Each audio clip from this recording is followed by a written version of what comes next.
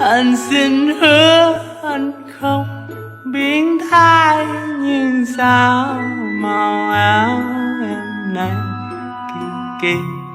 Thiệt lòng đi em, hôm nay em mặc áo vú màu gì. Chó kiệt.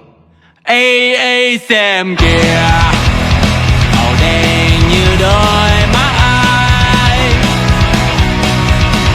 Anh ước gì được cùng em đi tới mai. Thứ anh từng ước ao mà đâu biết tới khi nào. Cho cơn mưa bay chưa làm ướt áo em.